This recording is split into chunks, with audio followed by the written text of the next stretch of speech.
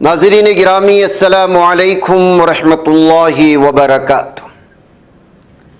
सीधी बात के ताज़ा तरीन प्राइम टाइम में आप लोगों का इस्तकबाल है। नाज़रीन गिरामी, मैं अंसार अजीज़ नदवी इस वक्त आप लोगों के सामने कुछ अहम तरीन ख़बरों पर तबसरे करने जा रहा हूँ। तफसीलात में जाऊँ उससे पहले आप लोगों से जो दरख्वास्त होती है उस पर तवज्जो करने की अपील करूँगा। नाज़रीन गिरामी, इस वक्त भारत के दो अहम तरीन मौज़ूआत हैं। सबसे पहले दिल्ली में मगरिबी बंगाल की वज़ीर आला ममता बनर्जी ने जो हंगामा मचा रखा है। जी हाँ, सुप्रीम कोर्ट ने आज मगरिबी बंगाल में जारी खुसूसी गहरी नज़रसानी यानी SIR के अमल के खिलाफ वज़ीर आला ममता बनर्जी की अर्जी पर समाअत किया। आपको मालूम होना चाहिए कि ममता बनर्जी LLB की डिग्री रखने वाली वकील हैं और यही वजह है कि SIR में जो धांधलियां हो रही हैं, जिसकी वजह से मगरिबी बंगाल में कई लाख बल्कि 50 लाख से ज़्यादा वोटरों के नाम काटे गए। जो लोग जिंदा हैं उनको मुर्दा करार देकर के वोटिंग लिस्ट से नाम हटाए गए और उन मुर्दों को जिंदा हालत में ले आई है मगरिबी बंगाल की ममता बनर्जी दिल्ली। यानी कि SIR के अमल में किस तरह से जो है इस वक्त धांधलियां हो रही हैं। खुद भारतीय शहरियों को गैर भारतीय करार देने की साजिशें बीजेपी की क्या इशारे पर हो रही हैं। आखिरकार क्या वजह है कि SIR जैसा अमल इस वक्त भारतीयों के लिए गले की हड्डी बन चुका है। हर एक शख्स अपने आप को ही शक की निगाह से देख रहा है, जिसके आबा व अजदाद इस भारत की सरजमीन पर पैदा हुए, जिनके नस्लें चली, वो खुद अपने आप को भारतीय है या नहीं है इस शक में मुब्तिला हो चुका है। और इस शक में मुब्तिला करवाने वाले कौन हैं? इलेक्शन कमीशन मुख्तलिफ डॉक्यूमेंट्स का ना होने का हवाला देते हुए लाखों लोगों को बैक वक्त वोटिंग लिस्ट की से नाम हटा देना, उस फहरिस्त से नाम हटा देना इंसाफ कहां का है। हर रियासत में इस वक्त लोग परेशान हैं। ऐसे में ममता बनर्जी इतनी आसान तो थी नहीं कि वो इस मामले को हजम कर जाती। इसलिए वो गुज़िश्ता कल दिल्ली आई और उन लोगों को साथ में लेके आए जिनका SIR की वजह से नाम हट गया, जिनको मुर्दा करार दिया गया। लेकिन इलेक्शन कमीशन के कमिश्नर वो ठीक तरह से उनसे बात नहीं की। वो अपनी जो है गुरूर और तकब्बुर में रहे और ये साबित करने की कोशिश करते रहे कि जो है वही सही है, बाकी सब गलत हैं। इससे ममता बनर्जी नाराज हुई और 28 जनवरी को इलेक्शन कमीशन और मगरिबी बंगाल के चीफ इलेक्टोरल अफसर के खिलाफ अर्जी दाखिल की। उनका इल्ज़ाम है कि वोटर लिस्ट में मुबैना मंतिकी तजादात के नाम पर तकरीबन 1 करोड़ 25 लाख राय दहिंदगान के नाम काटने की कोशिश की जा रही है, जो बड़े पैमाने पर आवाम को हक के राय दही से महरूम करने के मुतरादिफ है। उन्होंने इस अमल को गैर जमहूरी और खामियों से पुर करार दिया और फिर चीफ जस्टिस सूर्यकांत की सरबराही में 3 रुकनी बेंच इस मामले की समाअत करने का फैसला तय हुआ। और फिर उसके बाद जो है आज हाजिरी हुई और सारी जो इस वक्त बल्कि ममता बनर्जी के पीछे वकला की एक बहुत बड़ी टीम थी जो इसके पीछे काम कर रही थी, हाजिर हुई।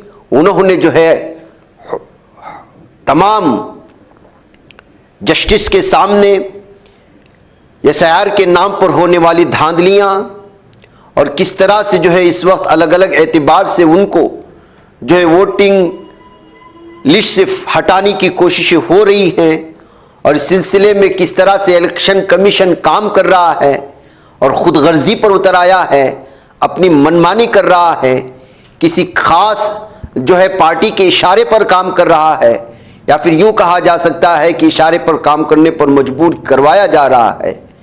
ये सिर्फ सियासी मामला नहीं है, ये सियासी चीज़ें नहीं हैं, बल्कि ये एक आम शहरी, एक आम भारतीय के अपने हुकूक की हिफाजत की और सिक्योरिटी की बात है, जिसको वो सिक्योरिटी फराहम करना चाहती है अपने पेशे के हिसाब से भी और इस मुल्क की एक आम नागरिक होने के एतबार से भी। ये कहते हुए उन्होंने आज अदालत में अपनी अर्जी दाखिल करने की वजह और सारा कुछ सामने रख दिया है। अब इस सिलसिले में आप अंदाज़ा लगा सकते हैं कि ये भारत की तारीख में पहली मर्तबा है कि किसी रियासत का सीएम जो है वो आवाम के हुकूक को हासिल करने के लिए, उनके साथ होने जा रही नाइंसाफ़ियों से बचाने के लिए बाकायदा खुद जो है वकील का लिबास पहन लिया हो और फिर जो है अदालत में हाजिर होकर के केस लड़ रहा हो। तो जाहिर सी बात है कि ममता बनर्जी वैसे भी जो है वो बीजेपी की गले की हड्डी बन चुकी है। मगरबी बंगाल को हासिल करने के लिए बीजेपी जिस तरह के हथकंडे इस्तेमाल कर रही है, जो कुछ हो रहा है, लेकिन इसके बावजूद मगरबी बंगाल की हिंदू मुसलमान ममता बनर्जी के साथ पूरी क़ुव्वत के साथ खड़े हैं। हर तबके के लोग उनके साथ खड़े हुए हैं। तो शायद बीजेपी को एक ही रास्ता नज़र आ रहा है और वो है ये सयार, और इसके ज़रिए से वोट काटे जाएं और फिर जो है तख्ता उलट दिया जाए। शायद ये वो महसूस कर रहे होंगे। इस तरह के तबसरे सोशल मीडिया में लिखे जा रहे हैं और ममता बनर्जी के साथ और बीजेपी के साथ जो 36 का आंकड़ा है तो वो तो जग जाहिर है। वह कह नाज़िर गिरामी, अब इस सिलसिले में अदालतें इलेक्शन कमीशन की इस रवैये को लेकर के और ये सयार को लेकर के और फिर जो सुनवाई हो रही है उस पर यहाँ के उकला और मगरबी बंगाल के खुद सीएम किस तरह की जो है अपने दलाइल और अपने शवाहिद पेश करेंगी और उसके लिए क्या सबूत इकट्ठा करेंगी, इन तमाम चीज़ों को गौर से देखा जा रहा है। बहरकैफ इस वक्त सुनवाई के बाद जो है कोर्ट से बाहर आने का ये मंज़र भी इस वक्त कैद हो चुका है और आज पूरा भारत इस सारे मंज़र को बड़े गौर व खौफ से भी देख रहा था। जाहिर सी बात है कि अपने रियासत के अवाम के इंसाफ के लिए वहाँ की सीएम खुद वकील बनकर के सुप्रीम कोर्ट में हाजिर हुई थी। नाज़रीन गिरामी, आइए दूसरी जो अहम तरीन खबर है, अराकीन ने पार्लियामेंट की मुअत्तली। अराकीन पार्लियामेंट को बात करने नहीं दिया जा रहा। पार्लियामेंट में जो है बाकायदा जो है ओम बिरला की जानिब से इनको मुअत्तल किया जा रहा है। कांग्रेस के अराकीन पार्लियामेंट एहतिजाज पर बैठ गए हैं और जाहिर सी बात है कि जब कभी भी पार्लियामेंट का सेशन शुरू होता है कुछ ऐसा ही मंजरनामा जब से बीजेपी आई है देखने को मिलता है। ना अराकीन पार्लियामेंट को बोलने दिया जाता है, ना अपोजिशन के लीडर को बोलने दिया जाता है, बल्कि जो है ऐसा महसूस कराया जा रहा है कि पार्लियामेंट सिर्फ एक मरकज़ी हुकूमत में मौजूद पार्टी के अराकीन पार्लियामेंट का है। वो जब चाहे जिस तरह चाहे बोले और फिर वहाँ से निकल जाएं और अपोजिशन पार्टी को जो है बोलने की जो है जब भी बोलने के लिए खड़े होते हैं वहाँ के स्पीकर जो है उनको रोकते हुए नजर आते हैं। कल हमने ये मंजर देखा था जो सोशल मीडिया में वायरल हुआ और राहुल गांधी हीरो हुए थे। बैकेट पार्लियामेंट में जारी ताअत्तुल के दरमियान कांग्रेस ने अपने अराकीन पार्लियामेंट की मुअत्तली और लोकसभा में हिज़्ब इख्तिलाफ के कायद राहुल गांधी को बोलने से रोके जाने पर शदीद रद्द-ए-अमल जाहिर किया गया है। पार्टी ने इसे जमहूरियत पर बराह रास्त हमला करार देते हुए कहा कि हुकूमत अपोजिशन की आवाज़ दबाने के लिए पार्लिमानी रिवायात को पामाल कर रही है। कांग्रेस के मुताबिक लोकसभा में जब राहुल गांधी ने मुल्क की खारिजा पॉलिसी और चीन से मुतालिक उमूर पर इज़हार ख्याल करना चाहा तो बरसरे इख्तिदार जमात के अराकीन ने हंगामा आराई शुरू कर दी। पार्टी ने इल्ज़ाम आयद किया कि ऐवान चला रहे कृष्ण प्रसाद तेनेटी से कायद हिज़्ब इख्तिलाफ को मुकम्मल तौर पर बोलने का मौका नहीं दिया गया। इस सूरत हाल पर एतराज़ जाहिर करने वाले कांग्रेस अराकीन को पार्लिमानी कार्रवाई से ही मुअत्तल कर दिया गया। बैकैफ नाज़रीन गिरामी, इस वक्त जो सबसे संजीदा मसला है भारत में, आप लोग जानते हैं, वो ये है कि भारत ने अमेरिका के साथ ट्रेड जो बिल या उस पर जो डील हुई है और एक तरफ अमेरिका में या अक़वाम मुत्तहिदा में भारत के मशहूर बिजनेसमैन के ख़िलाफ़ मामला दर्ज होना, उधर भारत की जानिब से रशिया से तेल ख़रीदने की बात, तेल ख़रीदने को बंद करना और ईस्टियन जैसे कुछ फाइल से जो कि एक रेपिस्ट था उसके फाइल में पीएम मोदी का नाम आना, बहुत सारी चीज़ें इस वक्त एक दूसरे से जुड़ती हुई नज़र आ रही हैं। जिसको लेकर के ही राहुल गांधी ने साफ और वाजे कहा था कि ये जो डील हुई है वो दबाव में हुई है। तो शायद ब्लैकमेल किया जा रहा हो या कुछ ऐसी चीजें जो जाहिर करने के नाम पर भारत को जो है मजबूर किया जा रहा हो अमेरिका के सामने घुटने टेकने पर। ऐसी बहुत सारी चीजें इस वक्त सामने आ रही हैं और शायद इसी बात का खुलासा राहुल गांधी करना चाहते हैं, लेकिन इसके यही वजह है कि उनको बोलने नहीं दिया जा रहा। इस तरह के इल्जामात भी इस वक्त सामने जो है लाई जा रही हैं। This book does not exist. Every youngster in India should see that this book exists. This is Mr. Narawane's book. Naravane जी की किताब है। इसमें उन्होंने पूरा अकाउंट लिखा है जो लद्दाख का जो अकाउंट था,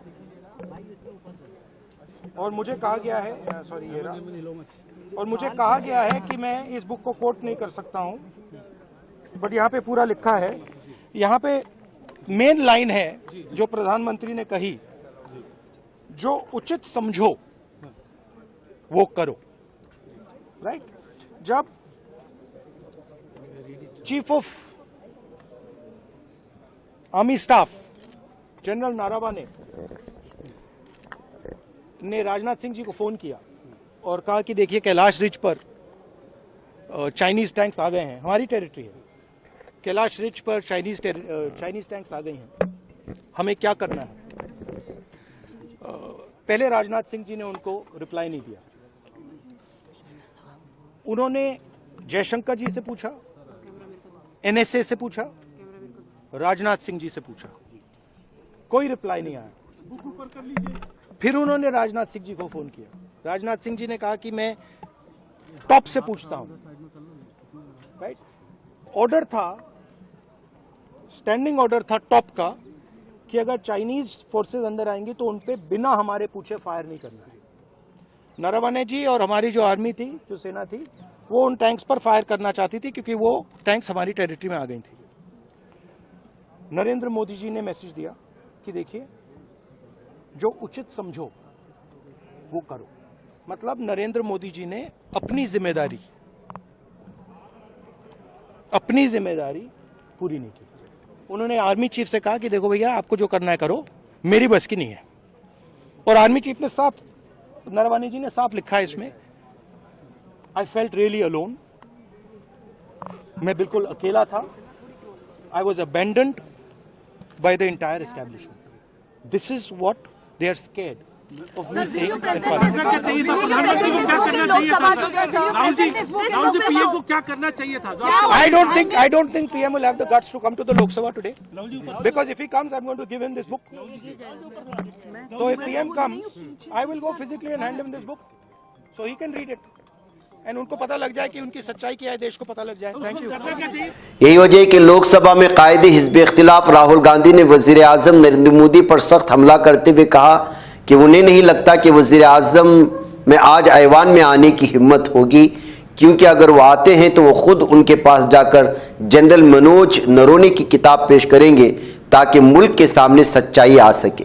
राहुल गांधी का यह बयान हिंद, चीन और लद्दाख की सूरत हाल से मुताल्लिक उनके बयान पर जारी हिज़्ब इख्तिलाफ की हंगामा आराई के बाद सामने आया है।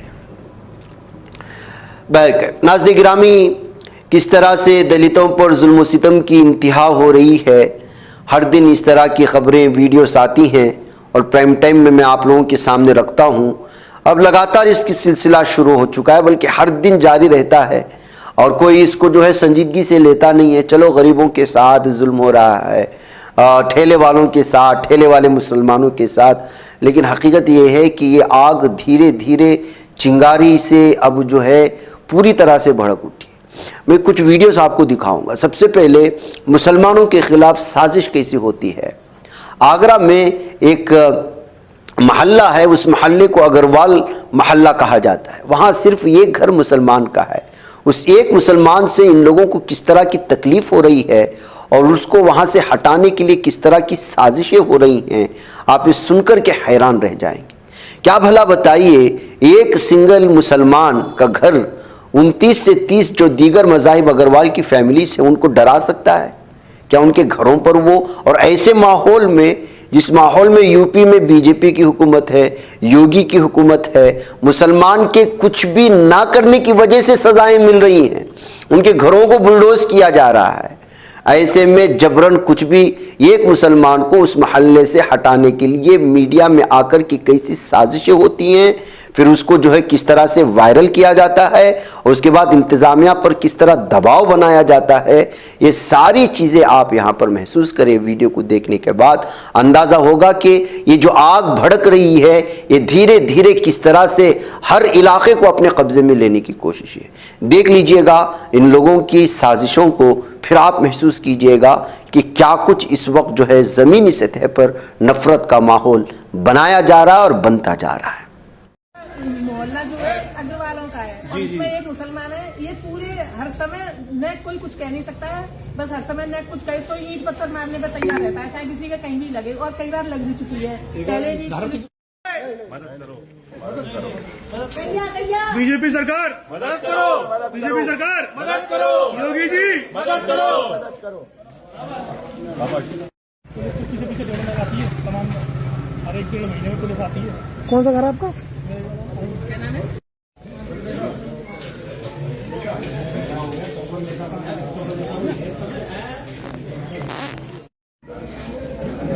आप पीछे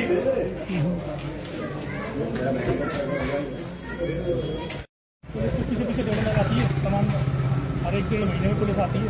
कौन सा घर आपका? क्या नाम है? एक तरफ ये नाज़रीन गिरामी, दूसरी जानिब नाम क्या है, आधार कार्ड क्या है और नाम क्यों नहीं लगाया, और कुछ नाम ऐसा महसूस होता है कि इस तरह उस पर हमले कर दिए जाना। ऐसा एक हिंदुत्व दरिंदा पहुंच गया एक दुकान में, एक ठेले वाले के पास, उसको पूछा कि नाम क्यों नहीं लिखा, तो देखिए वो किस तरह से उसको जवाब देता है।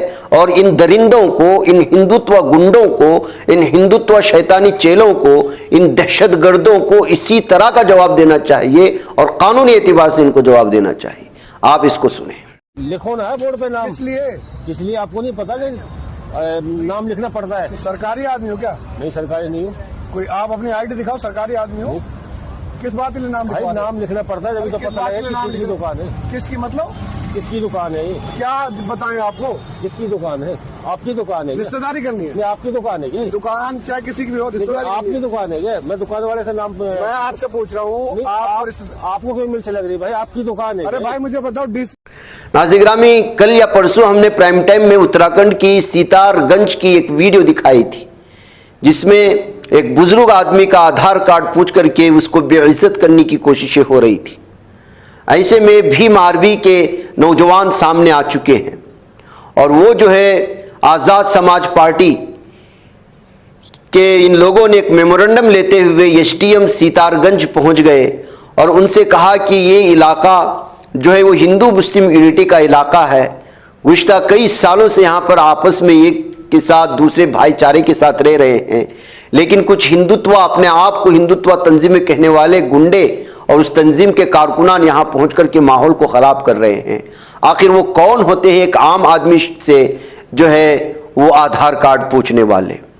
किसी शहरी को किसी इलाके में, देहात में दाखिल होना है तो ये हिंदुत्व दरिंदे कौन होते हैं कि वो उसकी पहचान करें। अगर किसी को एतराज़ है तो हुकूमत को एतराज़ होना चाहिए, एसडीएम को एतराज़ होना चाहिए, इंतज़ामिया को एतराज़ होना चाहिए, पुलिस को एतराज़ अगर होगा तो वो अपना काम करेंगे। इन गुंडों को, दरिंदों को किसने इजाज़त दी है, इस पर रोक लगाने की ज़रूरत है। ये कहते हुए जो है आज़ाद समाज पार्टी के लीडरान पहुँच करके, जिसमें सत्येंद्र कुमार वगैरह मौजूद थे, भीम आर्मी चीफ, वो जो है इस वक्त एसडीएम को मेमोरेंडम पेश करते हुए इस चीज़ों पर जो है खदगन लगाने की अपील की है। नाज़रीन गिरामी, ये सब जगह होना चाहिए। जहाँ जहाँ ये दरिंदे हिंदुत्वा की राग अलापते हुए मुसलमानों को और दलितों को परेशान करने की कोशिश कर रहे हैं, या कश्मीरी ठेले के व्यापारियों को जो मुख्तलिफ इलाकों में कोशिश कर रहे हैं, उनका कोई हक नहीं बनता कि वो रास्ते में आकर के किसी भी आम भारतीय को जो है उसका आधार कार्ड पूछे, उसकी शनाख्त पूछे। वो क्यों पूछेंगे? उनको किसने अथॉरिटी दी है? जाहिर सी बात है कि जो है इस तरह के मामले जब सामने आते हैं तो कानूनी एतबार से भी इनसे सवाल करना बहुत ज़रूरी है, जैसे इससे पहले वाली वीडियो में देखा।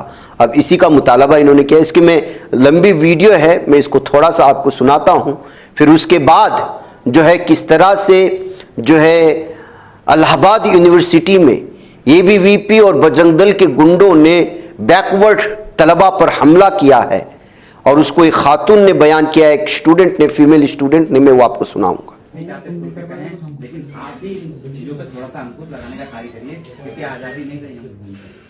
क्या एक मुस्लिम व्यक्ति का दाढ़ी बड़ा हो गया तो क्या कोई भी रोक के आधार कार्ड पूछ लेगा? अरे आप रोक के चालान काट दीजिए, हमने रोकने हैं। सही बात, सही आप रोक के चालान काट दीजिए, आप अपनी प्रक्रिया, आप वो जो भी स्टैंडर्ड है उसको लगाइए कि भी कोई क्षेत्र में कोई घुसेगा तो हमसे वेरिफिकेशन करा के तब घुसेगा, आपका वेरिफिकेशन मान्य होगा। लेकिन अगर कोई एक संगठन अपने आप को, तो नाज़रीन गिरामी, UGC वाले कह रहे थे, UGC आने के बाद कह रहे थे नस्ल वर्ण के तमाम जो है इसके खिलाफ है, फलां है, फलां है। लेकिन हकीकत क्या है ज़मीनी सतह पर? यूनिवर्सिटियों में, स्कूलों में पसमानदा तबकात के साथ जिस तरह से ऊंच नीच का बर्ताव अपनाया जाता है, जिस तरह की गालियां दी जाती हैं, लगातार उसकी वीडियोस इस वक्त वायरल हो रही हैं सोशल मीडिया में। उसी दरमियान में इस खातून की भी आई है और कहा जा रहा है कि इलाहाबाद यूनिवर्सिटी में किस तरह गुंडों ने उन पर हमला किया और जो है किस तरह से उनको मारा गया, जात की गालियां दी गई। ये खुद आप लोग देख सकते हैं। क्या हुआ था यहाँ पे? मतलब आज हम लोग ऐसे ही बस बैठ के बातचीत कर रहे थे, लेकिन उसी दौरान ABVP के बजरंग दल के गुंडे आते हैं और हमारे पुरुष साथियों के साथ मारपीट करने लगते हैं। लेकिन जब हम लोग उसमें बचाव करने जाते हैं तो भद्दी भद्दी गालियां देते हैं, माँ बहन की गालियां देते हैं, पेट में मारते हैं, बाल खींचते हैं। और उन्होंने मारा है, मतलब ऐसे ऐसे मारा है कि खून निकल गए हैं। किसी के एक साथी के नाक पे मार दिया है, नाक से खून आ रहे हैं, कान से खून आ रहे हैं। और ऐसी ऐसी जगहों पे वो गुंडे छूते हैं, मतलब पूरा छेड़खानी कर रहे थे। और एक ऐसी यूनिवर्सिटी जहां इतना ID कार्ड चेक होता है कि एक छात्र ID कार्ड नहीं लेके आए तो उसकी परीक्षा छूट सकती है, लेकिन इन लंपटों की, बजरंग दल वालों की, इसके अंदर 4 पहिया आती है। मतलब इतना संरक्षण दिया जा रहा है, इतना ये लोग गुंडागर्दी को बढ़ावा दे रहे हैं कि उनकी गाड़ी आती है और गुंडागर्दी आम छात्रों के साथ करती है। मतलब आप सोच सकते हैं कि कितना गुंडई पे उतर आए हैं, मतलब कितने अश्लील हरकत कर सकते हैं। एक महिला साथी के साथ उसके बाल पकड़ सकते हैं, उसके चश्मे तोड़ सकते हैं, उसको पेट में मार सकते हैं, ऊपर से माँ बहन की भी गालियां देते हैं। मतलब इतना पितृसत्तात्मक सोच से लैस, और इनकी चरपहिया आएगी और हमें मारने के लिए इनके पास खुली छूट है।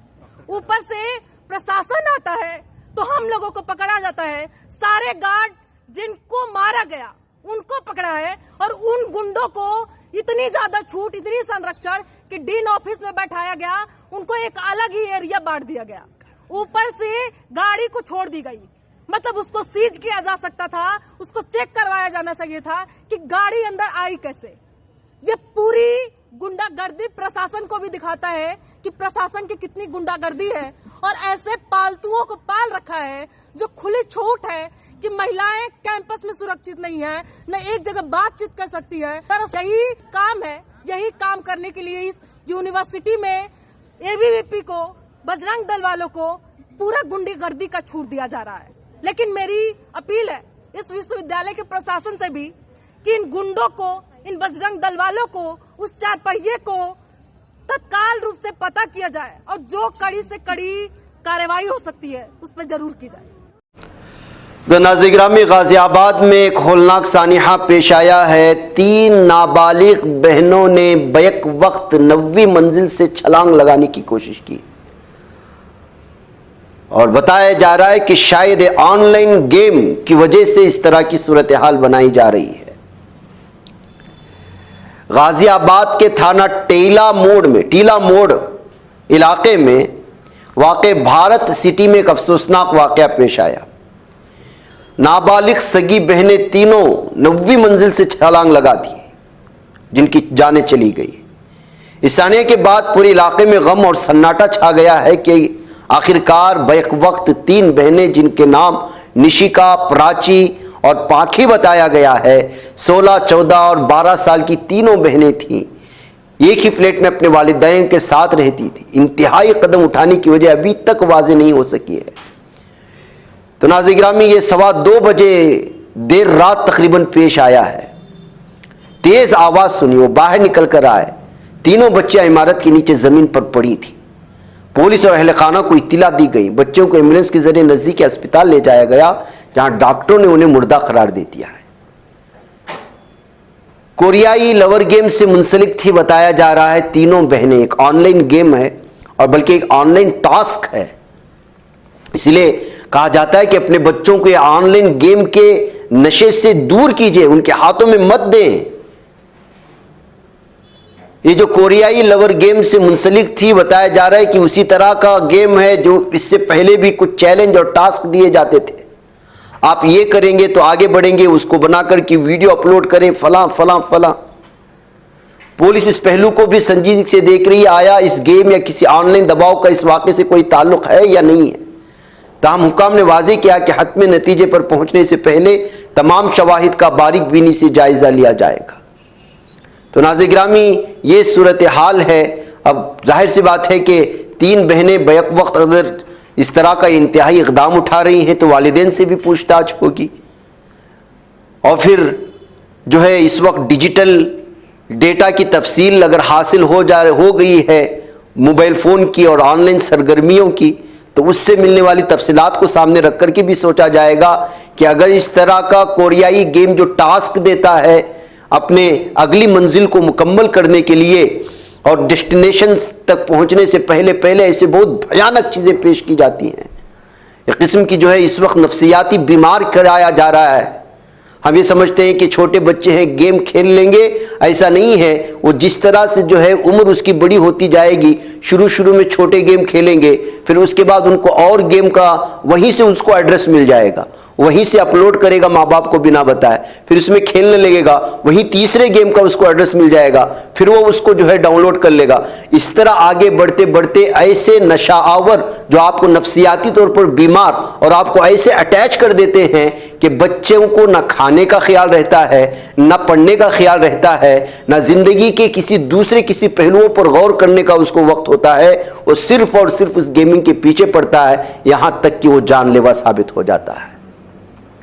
तो ऐसी सूरत हाल में इस तरह के ऑनलाइन गेम बिलखुसूस जो है इससे अपने बच्चों को और बच्चियों को दूर रखना, बल्कि मोबाइल फ़ोन से ही दूर रखना, ये सबसे बड़ी ज़रूरत है। अगर इसके बावजूद भी वो आदी हो चुके हैं तो नाज़रीन गिरामी उनको जो है ज़्यादा से ज़्यादा वक्त देकर दूसरे कामों में मशगूल रखना ये ज़रूरी हो जाता है, ताकि ऑनलाइन गेम के इस मुसीबत से वो छुटकारा हासिल कर सके। नाज़रीन गिरामी, मुंबई एयरपोर्ट पर एयर इंडिया और इंडिगो तैयारों की विंग्स टकरा गए थे। मुसाफिर महफूज हैं। एक बहुत बड़ा हादिसा होते होते जो इस वक्त रह गया है। मुंबई हवाई अड्डे पर मंगल की शाम में गैर मामूली वाक़े में एयर इंडिया और इंडिगो के दो तैयारों के परों के किनारे आपस में टकरा गए। इसके बाद तैयारों को जांच के लिए ग्राउंड करना पड़ा। अफसरान ने यह मालूमात दी। इत्तलात के मुताबिक एयर इंडिया का तैयारा रवानगी की तैयारी कर रहा था, जबकि इंडिगो का तैयारा लैंड कर रहा था। मुंबई हवाई अड्डे पर मुतवाज़ी रनवे हैं। दोनों ही तैयारे एयरबेस ये320 थे। बहरकैफ नाज़रीन गिरामी जो है इस तरह से जो है इसके बावजूद भी कोई हादिसा नहीं हुआ, इसको लेकर के जो है अलग अलग तरह के इस वक्त तबसरे हैं। बहरकैफ मुझे यहाँ पर इजाज़त दें, इंशाअल्लाह फिर मुलाकात होगी। वस्सलामु अलैकुम रहमतुल्लाहि व बरकातुहू।